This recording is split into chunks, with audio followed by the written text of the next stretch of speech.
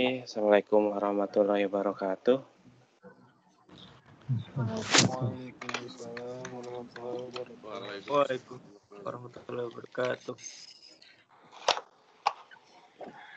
Oke, silakan untuk mematikan videonya jika diperlukan untuk menghemat kuota.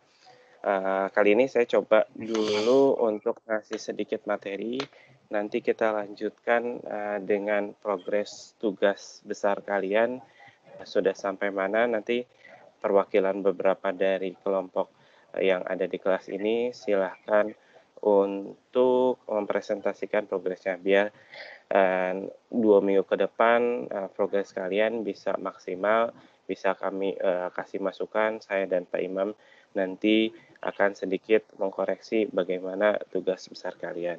Nah, tapi untuk minggu ini saya sedikit akan menyampaikan materi terlebih dahulu sebelum kalian presentasikan progres tugasnya. Nah, materi yang saya akan sampaikan saat ini adalah konsep yang namanya Digital Twin Smart City. Jadi, kalau kita lihat konsepnya, Digital Twin adalah sebuah representasi virtual dari sistem fisik yang juga berdiri sebagai entitas terpisah. Salinan digital ini adalah kembaran dari informasi yang ada di dalam fisik sampai pada bagian fisiknya. Nah, ini pertama-tama awalnya itu dikembangkan oleh orang-orang di industri. Jadi di orang-orang industri itu dia bikin model, kemudian selain bikin model juga bikin sebelum semuanya diproduksi secara full, si alat-alat yang mereka bikin itu dipasang-pasangi oleh sensor-sensor. Misalkan ini adalah salah satunya mesin pembuat makanan. Jadi di dalam mesin pembuat makanan itu dipasang sensor-sensor seperti ini. Ada sensor temperatur, kemudian ada sensor humidity, kemudian ada tentang gas monitoring, kemudian ada tentang conveyor monitoring. Nah, semua itu dipasangin alat yang memungkinkan untuk diambil datanya, angkanya, kemudian direpresentasikan secara visual. Nah, contohnya representasi visualnya itu seperti yang ada di sebelah kanannya. Itu kita bisa mengetahui kondisi temperatur di sana itu seperti apa, di yang titik yang pertama, di titik yang kedua seperti apa, kelembabannya seperti apa, ada angkanya, kemudian gasnya juga seperti apa. Nah, setelah itu nanti alat ini mengasih kesimpulan bagaimana sih si motor statusnya apakah normal atau enggak, ataupun ini conveyor statusnya atau stuck ataupun berjalan normal. Nah, ini data-data ini berasal dari sensor-sensor yang dipasang di alat ini, kemudian dikirimkan datanya ke server atau ke komputer, baru kita bisa baca data-data seperti ini. Dari data ini kita bisa menganalisis apakah si alat ini berjalan normal, apakah ada yang bermasalah.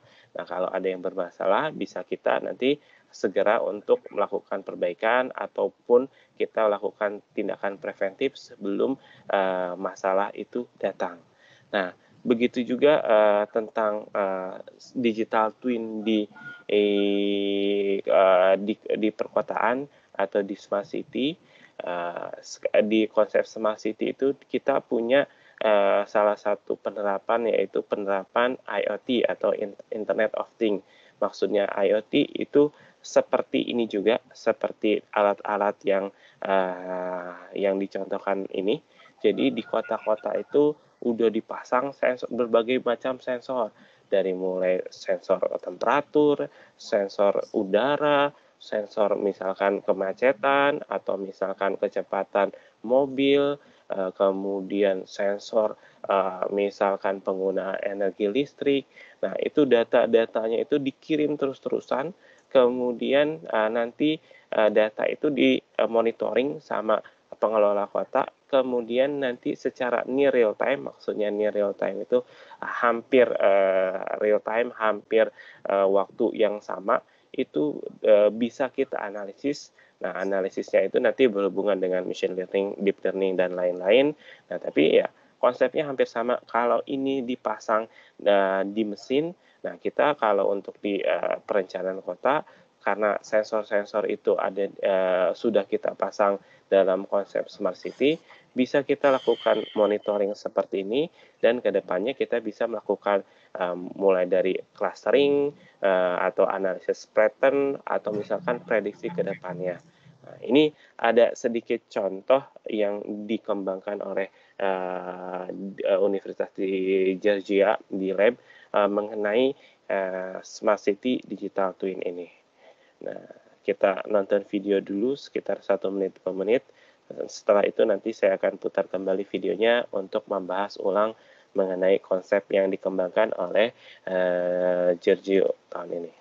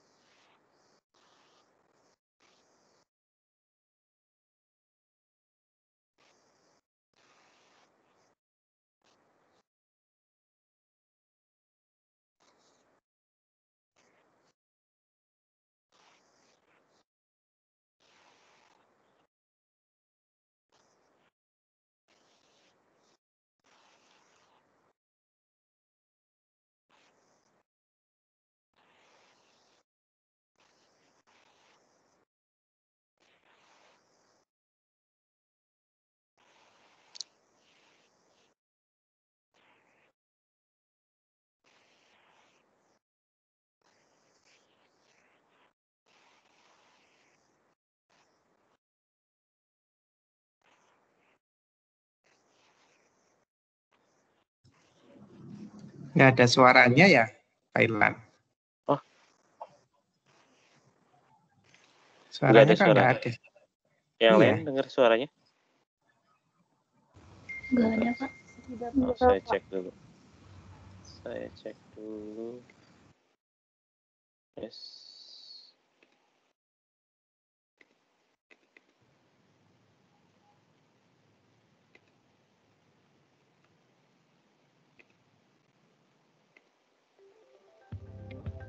Sekarang udah ada suaranya. Cities are complex ecosystems. Udah ada suaranya? Behind the building, Saya ulangi lagi. Sudah ada. cities are complex ecosystems. Behind the buildings and beneath the pavement are vital systems that keep our daily lives moving, such as water lines, traffic signals, power grids, and more. Data from these systems can not only provide us with an intricate understanding of our urban habitat, they can also be used to create a digital twin where changes can be modeled, simulated, and visualized, providing fresh insights to improve sustainability and livability. All of this is becoming possible because of a new virtual platform created by researchers in Georgia Tech's School of Civil and Environmental Engineering called a Smart City Digital Twin. Since its inception in 2017, interest and research on the platform has grown rapidly. Cities are actively using digital twins to understand stormwater maintenance, improve public transit and mobility, enhance emergency response, and analyze energy consumption patterns. However, while many are finding great value in small-scale smart city digital twin deployments, the technology has yet to be fully utilized on a full city scale.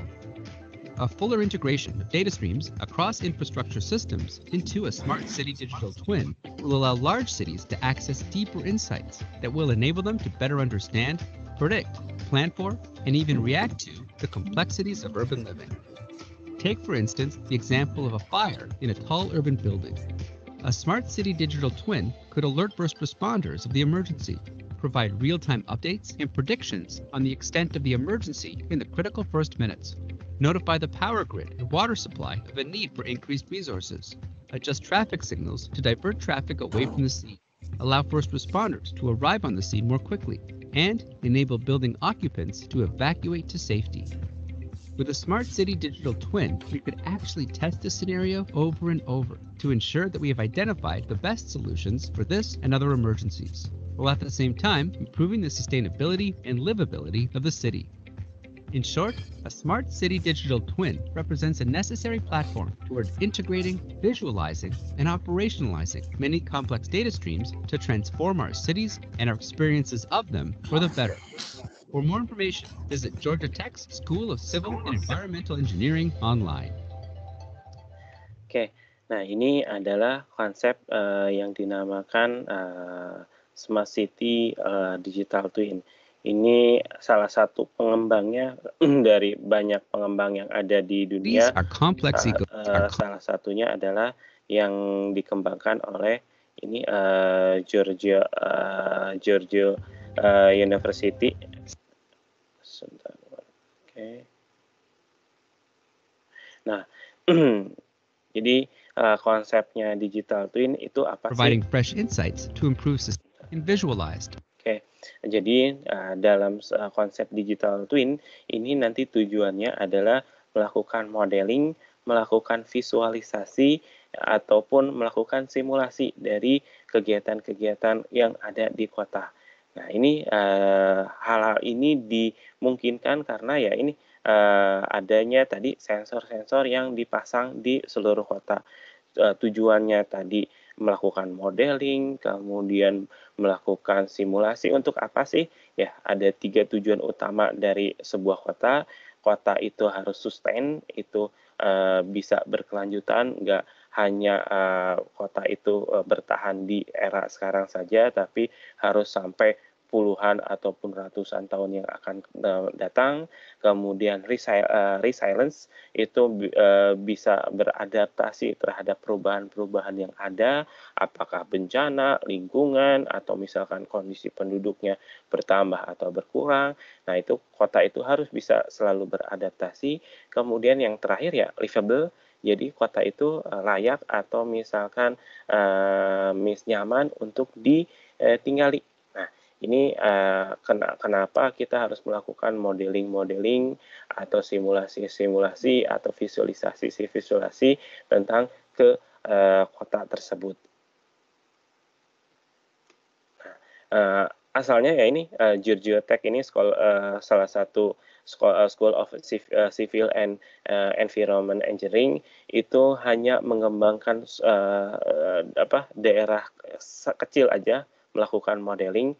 Namun ternyata setelah tahun 2017 ini dari Georgia Town itu banyak yang tertarik dari pemerintahan dan swastanya, akhirnya yang hanya asalnya dilakukan modeling untuk skop yang kecil, hanya untuk suatu daerah yang kecil melakukan optimasi dari atau mengerti bagaimana sih stormwater maintenance ketika hujan itu, misalkan bagaimana sih drainasenya, bagaimana sih sungainya, karena kan kita punya misalkan sensor curah hujan, ketika hujan itu mana sungai-sungai yang harus misalkan dibuka aksesnya, mana misalkan gorong-gorong yang harus misalkan dihubungkan dengan gorong-gorong yang lain. Nah, itu dipelajari, kemudian dioptimasikan, kemudian juga mereka melakukan improve public transit. Jadi karena ada sensor-sensor yang udah dipasang di mobil umum atau bus, mereka bisa mengerti mana sih lokasi-lokasi yang trafficnya macet, ataupun mana sih lokasi-lokasi yang banyak penumpang naik dan turun di suatu tempat. Ya, itu bisa diestimasi dari misalkan ketika bus itu lama berhenti, berarti diasumsikan bahwa banyak penumpang yang naik dan turun di lokasi tersebut. Nah, nanti apakah perlu memang ditambah lagi haltenya di daerah sana, atau misalkan malah ditambah armada lagi, ya ini dipelajari dari data-data yang dikirim hanya dari si kita men-tracking men-tracking bus-bus umum yang dinaiki oleh setiap warga. ataupun melakukan enhanced emergency response. Jadi ketika ada ketika ada kejadian kebakaran atau bencana, itu dilakukan simulasi-simulasi terlebih dahulu. Hal itu dilakukan untuk apa sih? Biar ketika nanti kejadian kebakaran yang beneran atau misalkan gempa bumi yang beneran, itu responnya itu akan lebih cepat, penanganannya juga lebih efektif. Maka dilakukanlah ya simulasi-simulasi ketika kebakaran, di lantai ada di gedung A di lantai berapa, nanti harus sudah dilakukan skenario-nya, mana jalan yang ditutup, mana misalkan tempat evakuasi untuk tadi korban-korbannya, bagaimana penanganan si ambulans datang dan koordinasi sama rumah sakit. Nah, itu kita bisa melakukan modeling karena yang pertama kita punya data traffic, kemudian untuk airnya yang dari mana sih pemadam kebakaran mendapat airnya, kita punya data misalkan jaringan air, kemudian mana sih listrik yang dipadamkan biar nanti tidak konslet dan segala macam, kita punya data jaringan listriknya. Nah, itu semua kita modelkan, kita simulasikan, kemudian ya kalau di kebencanaan itu kita harus lakukan drill itu latihan ketika ada bencana. Nah, itu juga harus dilakukan juga sama kita gitu. Kalau kemarin zamannya awal-awal terjadi tsunami Aceh tuh di Padang, kemudian di Sumatera itu sering tuh dilakukan drill untuk evakuasi bencana. Tapi ya sekarang kita udah agak lupa lagi sama bencana tsunami, jarang juga melakukan simulasi-simulasi kebencanaan. Nah, ada juga yang terakhir juga melakukan analisis energi konsumsi. Jadi ya karena sensor itu sudah dipasang di setiap gedung, kemudian kita bisa melihat konsumsi energi dari gedung-gedung apa aja sih yang paling tinggi. Nah, itu kalau nggak salah udah dipasang di Bogor udah memasang sensor-sensor listrik, konsumsi energi listrik di perkantoran pemerintahannya. Mereka bisa memonitoring setiap bulan gedung mana sih yang mengkonsumsi energi yang paling tinggi, energi listrik yang paling tinggi. Nanti bisa mereka merekomendasikan misalkan untuk efisiensi listriknya seperti apa sih, gedung mana yang harus diefisiensi, kemudian dari sumber mana sih yang paling banyak mengkonsumsi energi di gedung tersebut. Nah, ini bisa dianalisis. Jadi dari data-data yang ada dari teknologi Internet of Things, semua sensor-sensornya dipasang tentang tadi di sini tentang curah hujan, kemudian di aliran sungainya, kemudian kalau di sini dipasang di busnya, kemudian di sini karena kita udah punya informasi jaringan jalan dan segala macam, kita bisa melakukan latihan energi respon ataupun menganalisis konsumsi dari sebuah energi.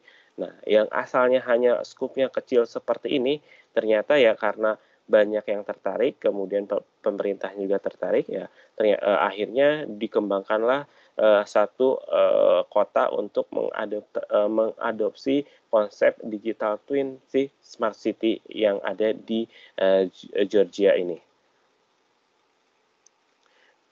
Oke.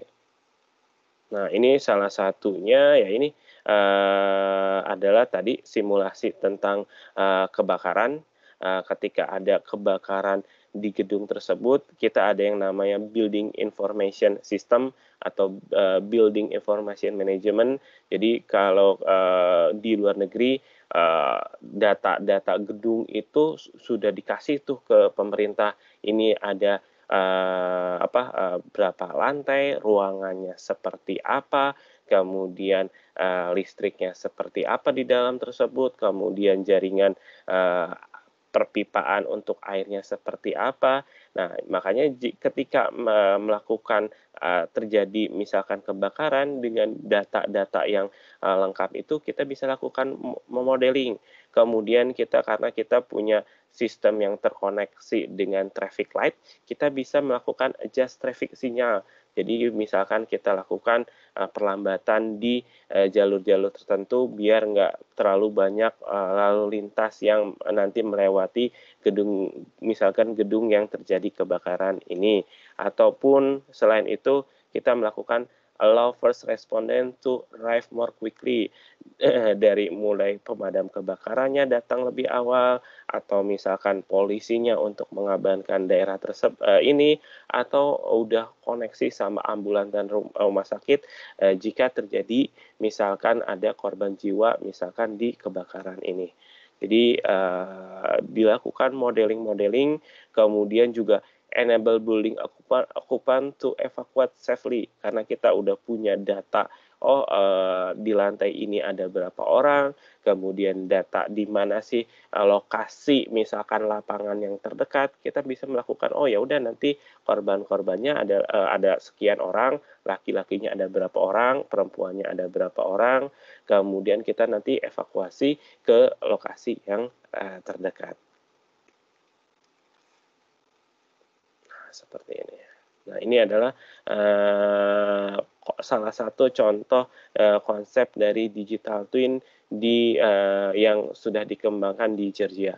Di dunia juga udah mulai banyak, nanti saya akan berikan contohnya juga untuk penerapan yang realnya di dunia. Ada di Newcastle, ada di India, ada di Singapura, dan Jakarta juga sebenarnya udah mengarah ke arah sini juga. Experiences of them for the better. Ini ada 3 kunci utama buat membuat sebuah kota atau wilayah itu menjadi sebuah kota pintar atau kotanya lebih intelijen ya, untuk untuk ya mengadaptasi dari si digital twin smart city ini. Yang pertama karakteristiknya adalah awareness. Jadi smart city have a real-time awareness of rapidly changing condition such as the environment, traffic, and public safety. Jadi dengan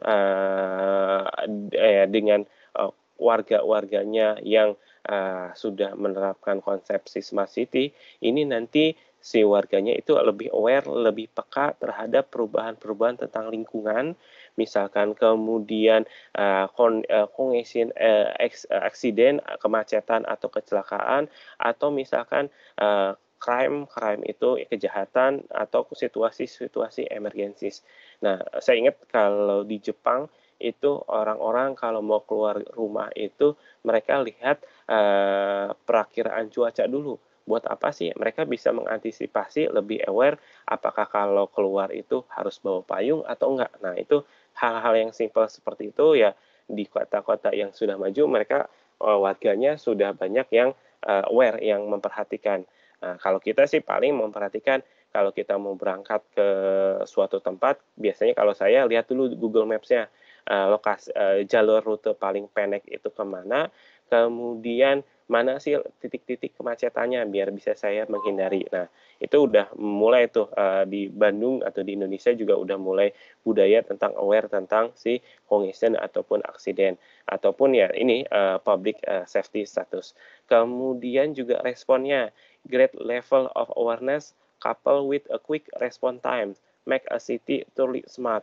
In city operation, efficient response can prevent dangerous situation escalating, effort disaster, dan menyelamatkan hidup gitu. Jadi dengan tadi awareness yang sudah terbentuk dari masyarakatnya, berarti nanti dari ketika ada kejadian-kejadian tadi danger situation atau yang berhubungan dengan jiwa, itu masyarakatnya akan melakukan akan respon time-nya akan lebih cepat.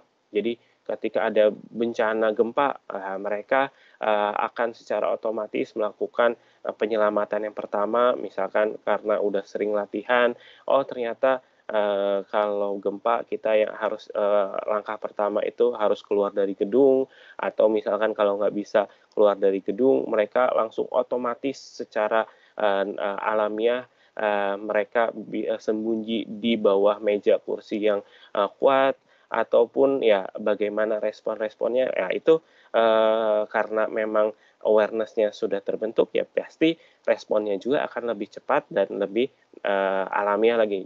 Kalau di kita biasanya masih bingung nih, ketika ada gempa itu ada yang malah teriak-teriak, ada malahan yang keluarin handphone buat ngevideoin di TikTok lah gitu kan. Nah, itu kan respon-respon yang seperti itu yang mungkin belum tepat untuk ketika kejadian bencana berlangsung.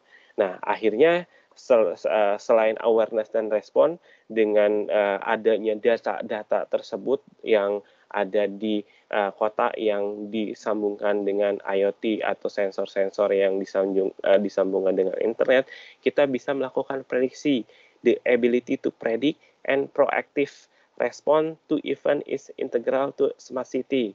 Such an ability was considered to realm of the science fiction only 2 decades ago, but with the amount of data capture and support by artificial intelligence algorithm today, we are closer to this become reality. Jadi kalau zaman dulu mungkin untuk memprediksi atau mensimulasikan sebuah kota nanti 20 tahun, 10 tahun, atau 30 tahun yang akan datang itu masih hayalan belaka di film-film science fiction. Nah, tapi dengan adanya data-data yang sekarang terkoneksi dengan internet, kemudian terkoneksi dengan servernya, itu untuk melakukan prediksi-prediksi itu bukan hal yang mustahil lagi, udah mau seperti nyata.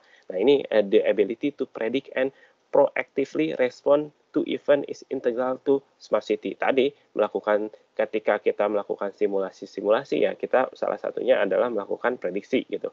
Oh, karena misalkan kita punya data misalkan kejadian kebakaran, kemudian kita punya data misalkan iklimnya, kita punya data kepadatan penduduknya, kita bisa memprediksi tuh kira-kira mana aja sih daerah yang rawan akan misalkan kejadian kebakaran.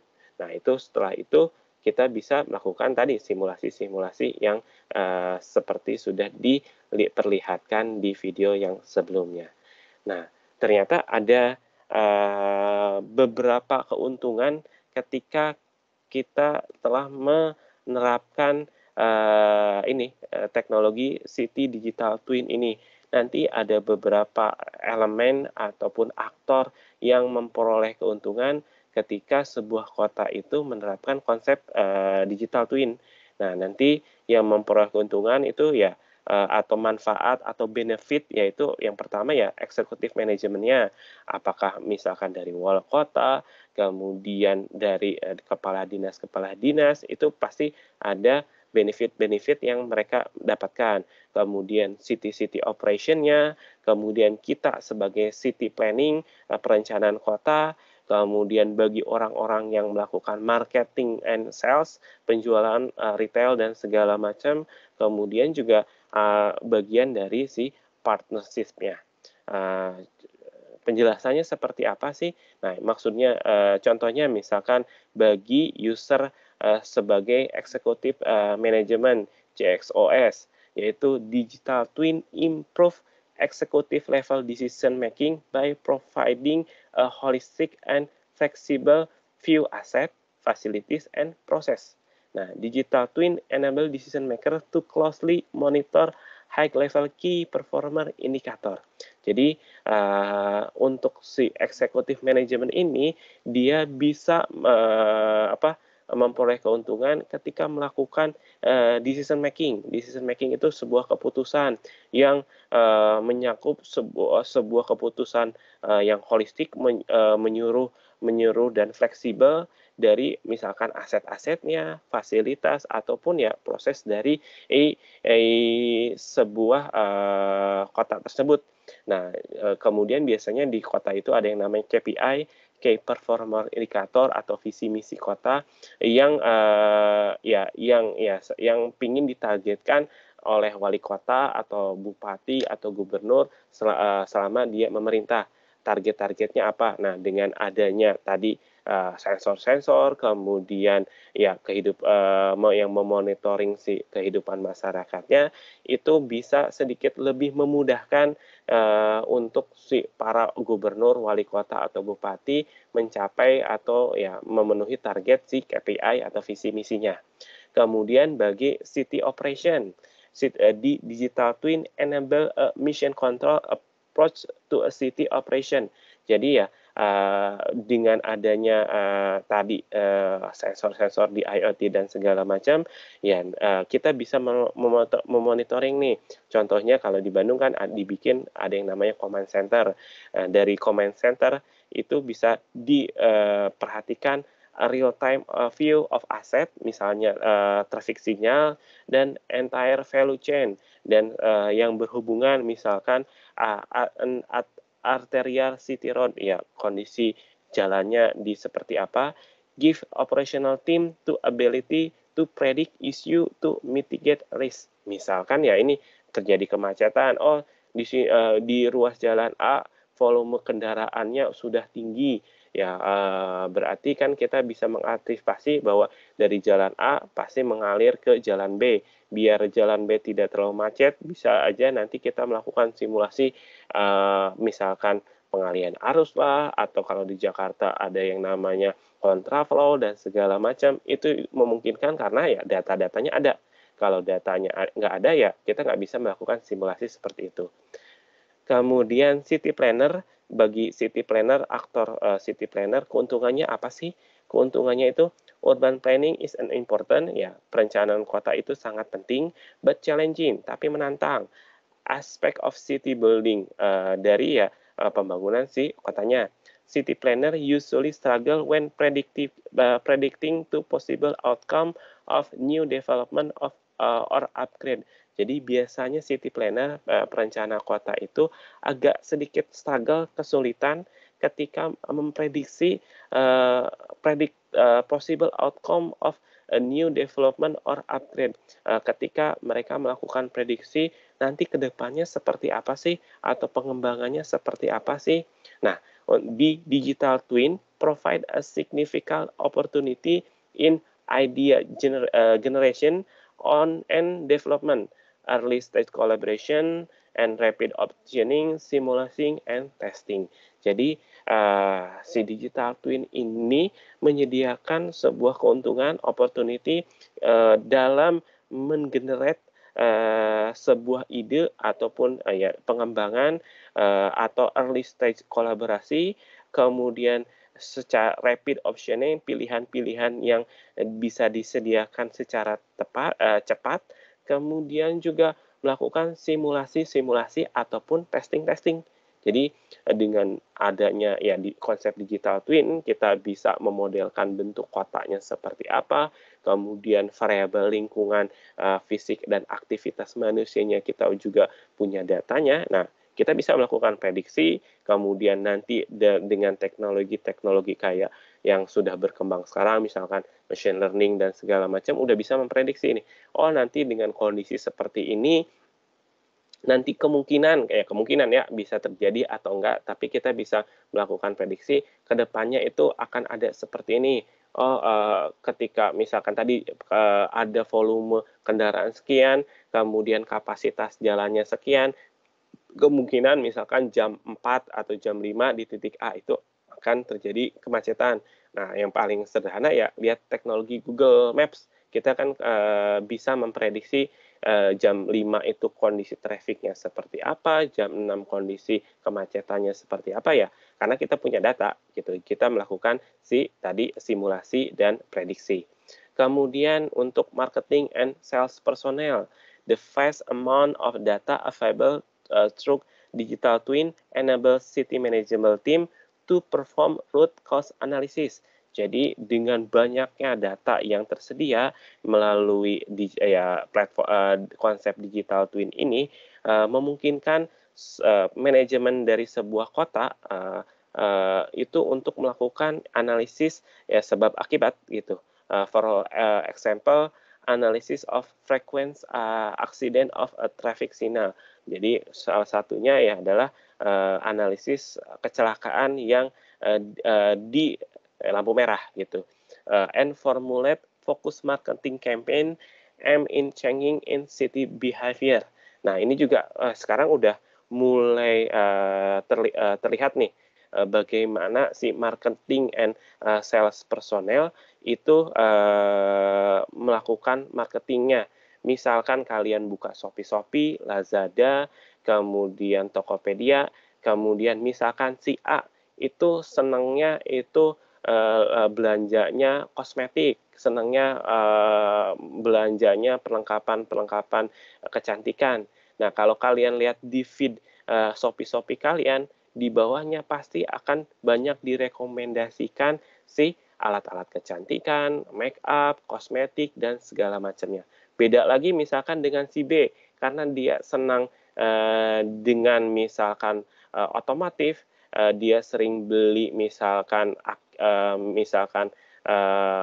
spare part motor, alat-alat modifikasi untuk kendaraan, pasti di feed misalkan si Shopee-nya itu akan disuggestion alat-alat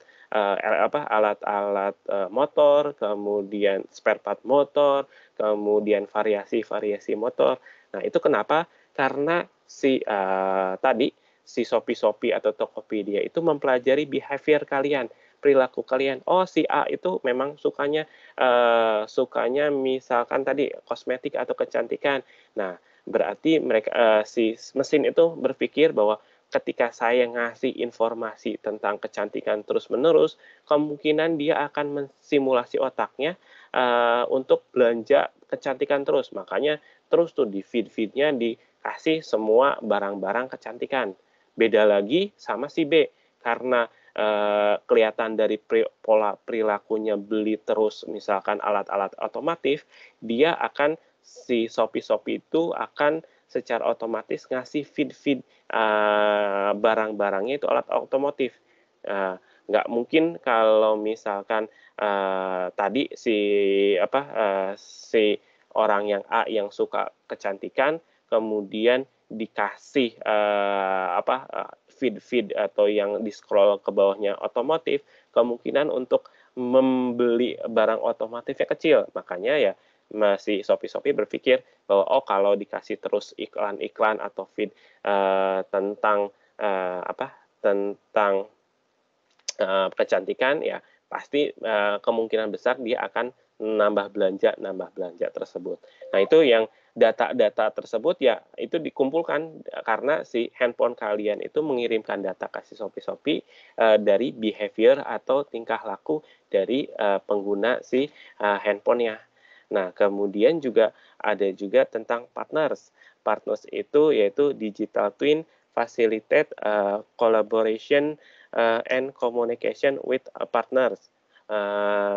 Digital twin also accelerate the development of products and service by improving data sharing.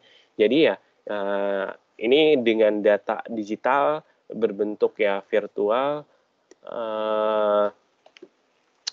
pertukaran data itu sangat memungkinkan. Jadi lebih gampang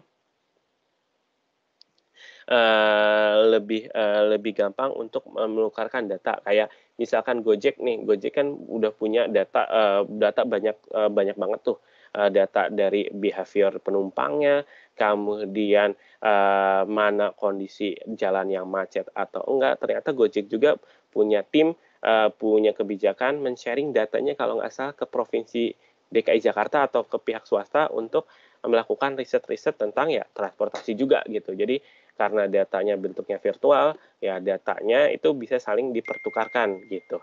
Jadi enak untuk partner untuk menukar-nukar data yang ada. Nah, ini teknologi-teknologi yang memungkinkan pengembangan dari digital twin.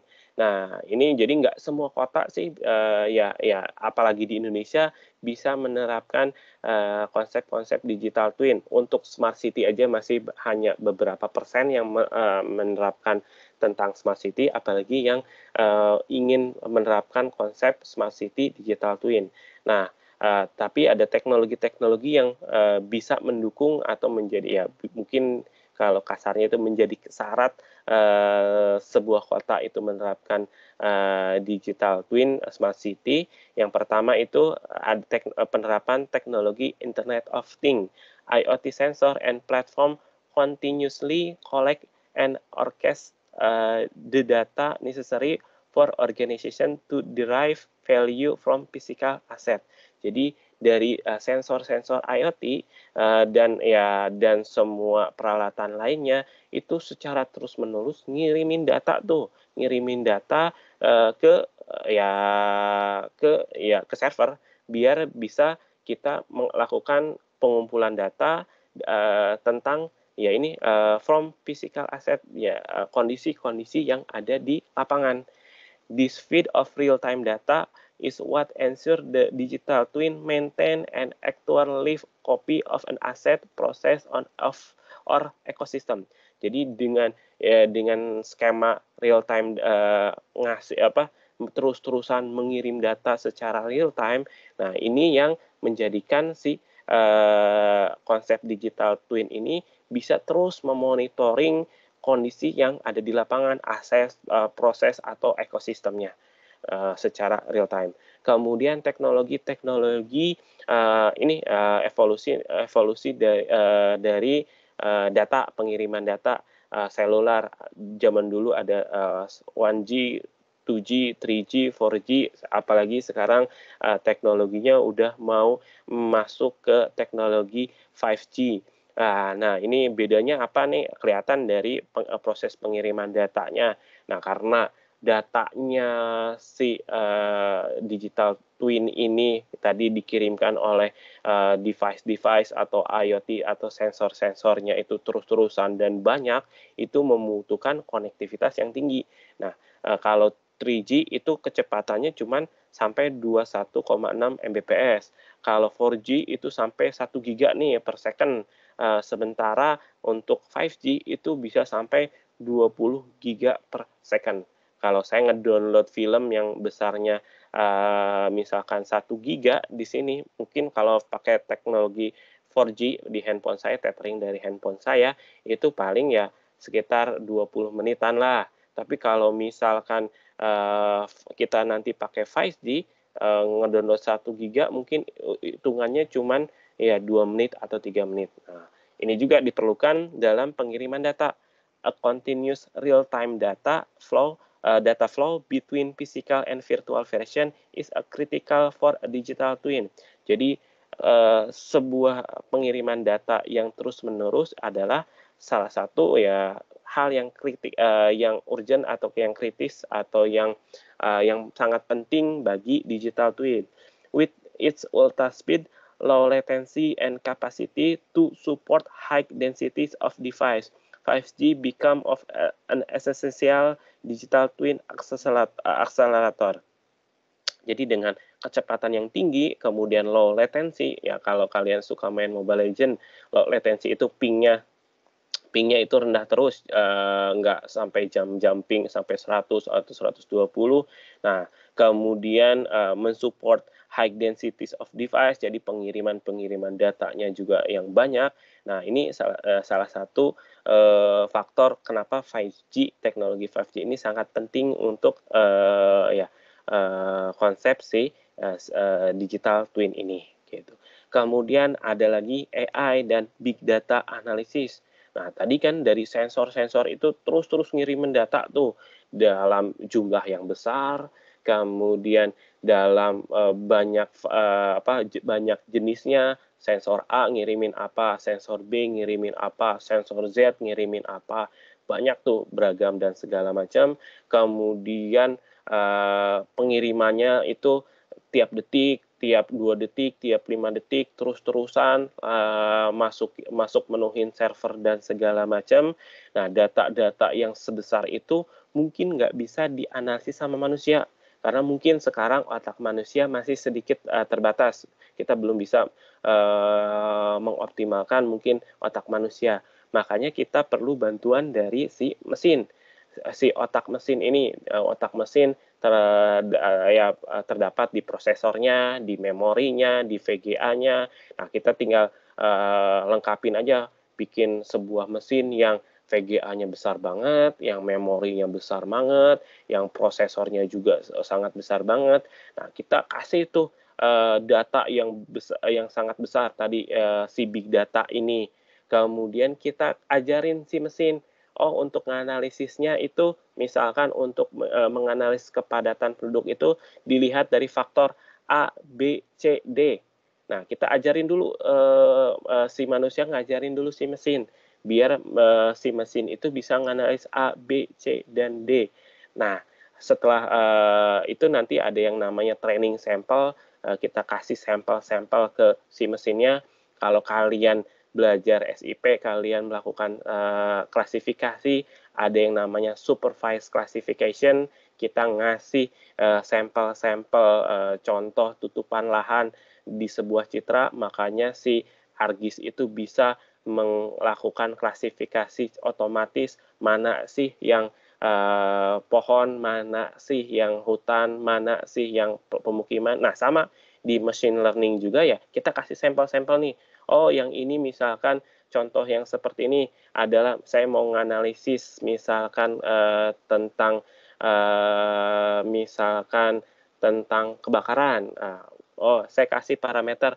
Oh, kalau misalkan penduduknya besar, kemudian kepadatannya tinggi, kemudian ketika nanti ada angin yang besar, itu mungkin jadi salah satu lokasi-lokasi yang rawan akan kebakaran. Nah, karena data-datanya terus bertambah, nah si mesin itu akan terus-terusan secara otomatis melakukan prediksi secara otomatis. Karena mereka terus belajar dari data yang ada, kemudian nanti mereka juga melakukan validasi, benar nggak di lokasi rawan kebakaran itu ada data kebakaran. Nah, terus divalidasi, ya itu adalah salah satu proses dari machine learning. Jadi dibiarkanlah si mesin yang bekerja. Tapi ya dari output machine learning juga tetap nanti ada sisi manusianya, manusia yang memang harus ada sentuhan bagaimana apakah keputusan ini diambil atau enggak. Kita nggak bisa 100% mengandalkan ya tadi machine learning ini gitu. Tetap ada sisi humanismenya juga. Kemudian juga visualization tools seperti ini. Sekarang ya salah satunya di command center dan lain-lain juga udah banyak visualisasinya seperti menampilkan grafik-grafik seperti ini, kemudian ditampilkan dalam sebuah peta, kemudian dibikin dashboard dan lain-lain. Ini adalah ya mempermudah sebuah organisasi atau wali kotanya atau gubernurnya untuk memahami kondisi real di lapangan daripada harus baca laporan misalkan 200 halaman, 300 halaman ya, tinggal data-data yang ada di laporan tersebut kita lakukan visualisasi, apakah di dalam bentuk chart, apakah dalam bentuk ini dashboard naik dan turun, apakah dalam bentuk peta. Nah, kalau dulu mungkin infografisnya hanya seperti ini nih, hanya ada teks dan lain-lain. Nah, sekarang sih udah lebih canggih, ya lebih enak dilihat dalam bentuk grafik, dalam bentuk dashboard-nya, atau dalam bentuk si petanya. Nah, itu adalah teknologi visualisasi. Real-time operation center with a video wall. Nah, kayak yang di command center ada real-time operation center with a video wall. Jadi, sebuah operation center yang datanya real-time, karena tadi dikirimin terus sama sensor-sensor yang ada di lapangan, kemudian ditampilkan di sebuah video wall, video yang ditempel di dinding yang besar-besar, kemudian and a 3D visualization tool such as a building information modeling. Jadi ya ini di luar negeri juga udah mulai memang canggih sih. Semua gedung itu udah ada model 3D-nya, lantai-lantainya detail, ruangannya detail, juga bisa nanti kita perlihatkan di salah satu contoh video. Dan teknologi lain yaitu augmented reality dan virtual reality. can take this tool to the next level. Jadi dengan adanya dua teknologi ini bisa sedikit loncat atau melangkah ke level selanjutnya, enhancing the effectiveness and accuracy of a digital twin. Ya, bisa lebih mempertajam, enhance dari efektivitas dan akurasi dari si digital twin ini. Kemudian yang terakhir adalah digital platform, ya. Dengan adanya digital platform, apps-apps yang semua sekarang bisa dikontrol melalui smartphone, perform the integration of all technology, connecting application and data to eliminate silos. Jadi dengan adanya ini apps-apps yang ada sekarang ini, kita bisa mengintegrasikan semua teknologi. Semua datanya ada di database, tinggal dikoneksikan dengan apps-apps yang kita. Kemudian setiap apps itu bisa terkoneksi juga. Kemudian ya dengan adanya ini kita bisa sedikit mengurangi atau bisa menghilangkan silos. Silos itu kalau di dalam bahasa Indonesia itu artinya ketertutupan, jadi ketertinggalan, jadi ya keterbelakangan lah, itu maksudnya. Jadi dengan adanya tadi konektivitas dan segala macam, daerah-daerah itu bisa saling terkoneksi. Nah, ini 5 teknologi-teknologi yang memungkinkan konsep dari city digital twin itu memungkinkan. Ada IoT, ada jaringan 5G-nya, ya kalau di Indonesia 4G dulu lah misalkan. Kemudian ada AI dan Big Data Analytics, kemudian ini visualisasi tool, dan yang terakhir adalah digital platformnya. Nah, ini adalah salah satu contoh konsep dari digital twin. Ada yang namanya perusahaan itu namanya Azure, itu anak perusahaan dari Microsoft Azure. Mereka juga mengembangkan mengenai digital twin ini. Jadi mengembangkan konsep-konsep connected grid, kemudian connected building, semua building datanya udah terkoneksi semua ke namanya cloud. Cloud ini adalah server lah, kalau di kita ada komputer yang canggih, yang besar, yang memorinya gede, storage-nya gede, kemudian kendaraan-kendaraan juga sudah terkoneksi, atau ada yang namanya automated car system, kemudian pabrik-pabriknya juga datanya juga terkoneksi, dia mengeluarkan misalkan emisi berapa, kemudian dia mengeluarkan flare juga berapa temperaturnya. Nah, ini berpengaruh terhadap environment-nya. Kemudian data-data sosial, kemudian ekonomi, itu nanti muncul semua terkumpul di si cloud ini. Ini kan gambarnya awan. Cloud itu ya dari server, nanti mereka lakukan ya analisis melalui tadi machine learning, deep learning, atau artificial intelligence.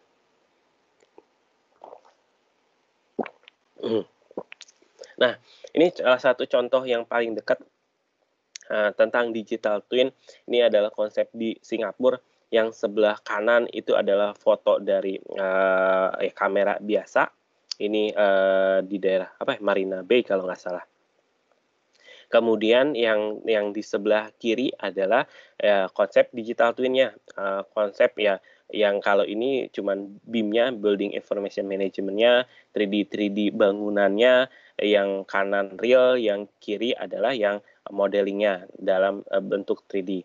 Nah, tapi kalau kita lihat lebih dalam, misalkan yang video sebelah kiri ini yang memang nggak ada suaranya ini, jadi di Singapura juga udah dilakukan 3D City Model Singapore for Citizen Business and Government. Jadi sudah ada nih 3D-nya. Kalau di Indonesia yang udah punya data 3D seperti ini, kalau nggak salah itu Surabaya dan Jakarta nih. Tapi kota lain saya belum tahu udah punya data ketinggian bangunannya seperti ini. Itu secara detail ya Jakarta dan Surabaya. Makanya Jakarta juga udah mau mengarah ke arah si digital twin ini melalui Jakarta Smart City Centernya. Nah, ini buildingnya juga kita bisa mengukur luasannya berapa, tingginya berapa, karena kedetailan dari tadi si data ketinggian dan lain-lainnya. Kita bisa mengestimasi berapa sih parkir yang tersedia di apartemen ini, kemudian berapa sih pohon-pohon yang tersedia di kawasan ini, nanti bisa berhubungan dengan environment-nya dan lain-lain. Kemudian ini teknologi under visualization and building information BIM are powerful untuk melihat kondisi ya gedungnya nih sampai bisa melihat 3D seperti ini. Nah, ya kalau di luar negeri sih ada beberapa kebijakan ya, kalau membangun gedung ya kita harus ngasih tadi si blueprint dari gedungnya tersebut 2 dimensi dan 3 dimensi. Nah, digunakan sama pemerintah kotanya ya buat melakukan menambahkan data-data building information management seperti ini. Nah, ini contoh visualisasi 3D-nya aja untuk di Singapura. Nah, yang satu lagi videonya yang agak sedikit berbeda. Nah, Singapura juga melakukan modeling seperti ini. Nah, salah satunya adalah misalkan modeling eskalator ketika di subway masuk ke MRT. Nah, ini ada yang sebelah kiri itu disimulasikan ketika eskalatornya itu berjalan dari satu lantai ke lantai lain itu 25 second, tapi yang sebelah kanan itu lebih lambat yaitu 40 second. Nah, jadi kalau 25 second, oh nanti penumpukan orang untuk menunggu keretanya seperti apa sih? Oh, penumpukan kalau 40 second itu seperti apa nih? Kita udah bisa memodelkan dulu, karena kita udah punya misalkan data-data penumpang yang setiap hari masuk ke si stasiun tersebut. Nah, ya intinya balik lagi ke data. Kalau datanya nggak ada ya kita juga nggak bisa memodelkan hal-hal yang seperti ini. Nah, contohnya ya kalau tadi masuk ke keretanya, sekarang mereka mensimulasikan yang sebelah kiri itu keluar exit simulation, yang sebelah kiri itu without guide, jadi nggak ada pengarah. Oh, orang itu keluarnya lewat pintu ini, lewat lorong ini dan segala macam. Tapi yang sebelah kanan ada orang yang mengarahkan atau misalkan memang dikasih petunjuk bahwa oh yang keluar dari pintu ini nanti ke atasnya itu lewat mana dan segala macam ya. Ternyata lebih cepat itu kosongnya lebih teratur ketika memang diarahkan with guide. Nah, ini mereka melakukan simulasi-simulasi ini gitu. Yang ini udah mulai pada keluar, sementara kalau yang without guide itu yang memang masih bertumpuk di sini nih gitu. Nah, ini bisa kita lakukan simulasi-simulasi seperti itu. Nah, ini nanti turun eskalatornya mereka yang with guard itu udah keluar, sementara di sini yang without guard ternyata orang-orangnya masih di dalam, belum pada turun nih, belum pada keluar dari si stationnya. Nah, ini banyak hal-hal yang bisa dimungkinkan ketika data-data itu memang sudah terkumpul. Sensor-sensor yang diperuntukkan untuk menghitung juga atau mengirim data itu bekerja. Nah, contohnya ini di India, kalau nggak salah ini di negara bagian Andhra Pradesh, India, ini kalau nggak salah diproyeksikan menjadi ibu kota baru di India, tapi saya nggak tahu, saya nggak mengikuti perkembangannya. Mereka mengembangkan namanya, ya ini kota pintar yang bernama Amaravati, proyeknya $6 miliar, cukup besar tuh. 1 juta dolar aja udah sekitar 13 miliar rupiah. Berarti kalau 1 miliar dolar berarti udah 1 triliun. Berarti pokoknya gede lah biaya pengembangannya. Nah, sebelum mereka mengembangkan di tahun 2014-15 proyek mereka gagal, tapi tahun 2017-18 mereka melakukan ya ini seperti ini pengembangan dari si digital twin, tapi masih konsep. Mereka lakukan simulasi-simulasi. Oh, karena di India misalkan musimnya ada musim panas. Nah, mereka ternyata bisa mengetahui ketika misal kondisi seperti ini ternyata kotanya itu bisa temperaturnya sampai 50 derajat. Berarti kan kondisinya tidak nyaman banget. Rekomendasinya salah satunya ya tentang ruang terbuka hijau atau penghijauan misalkan si pohon-pohonnya ditaruh di mana atau jenis bangunannya di mana. Nah, mereka lakukan simulasi-simulasi dulu sebelum mereka bikin ya ini pembangunan kota yang namanya Amarafati ini gitu. Kemudian ya ini juga sangat berhubungan dengan Indonesia, ya sama Indonesia juga pingin membuat konsep ibu kota baru di Kalimantan, ya harusnya juga dilakukan konsepsi digital twin dulu gitu. Jadi kita bisa melakukan simulasi-simulasi, kemudian apakah dari drainasenya, dari iklimnya, dari transportasinya, jangan sampai nanti baru misalkan baru dibangun tiba-tiba ibu kota negara yang baru tiba-tiba panas banget, kemudian ada banjir dan segala macamnya. Nah, mungkin itu aja kalau dari konsep digital twin. Selanjutnya kita akan pending dulu mungkin sekitar 10 menit jadi 8 menit jadi 8.015 kita akan kumpul kembali. Silahkan nyalakan videonya kembali. Kita akan diskusi mungkin sedikit tentang digital twin. Kemudian nanti kita akan lanjutkan ke presentasi progres dari tugas besar kalian. Oke, saya postpone dulu selama